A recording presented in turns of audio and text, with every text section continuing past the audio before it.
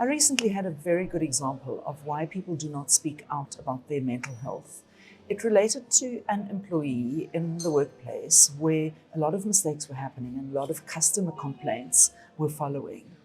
The manager then took it upon himself to write a series of tests for his staff in order to test their product knowledge so that those mistakes wouldn't happen. Well, one employee went into a complete decline and actually stayed away from work and didn't message his manager, went offline, didn't answer his phone, and when he came back the next day, told an obvious lie about why he was absent. In most organizations, that would really get you into trouble. He could not tell his manager that the reason why he was taking off was the test that was coming.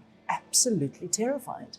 And the language around the taking of the test felt to the employee like if he wasn't going to pass it, he would be fired, which wasn't the intention of the manager at all.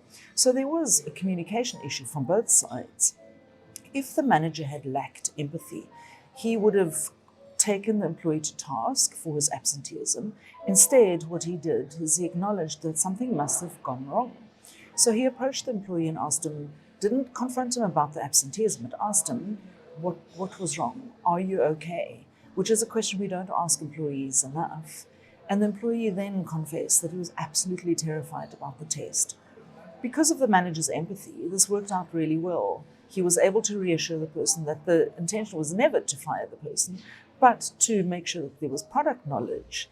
The employee then was reassured, studied, passed the test with 85% and knows the product better.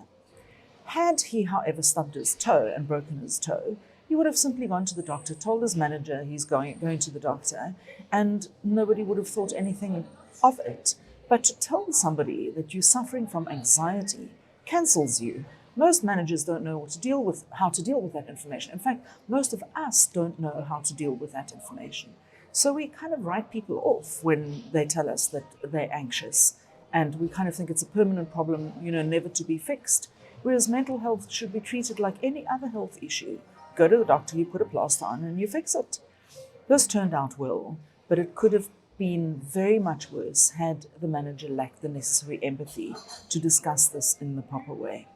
So let's have a discussion on mental health, anxiety, and with a focus on bullying and harassment.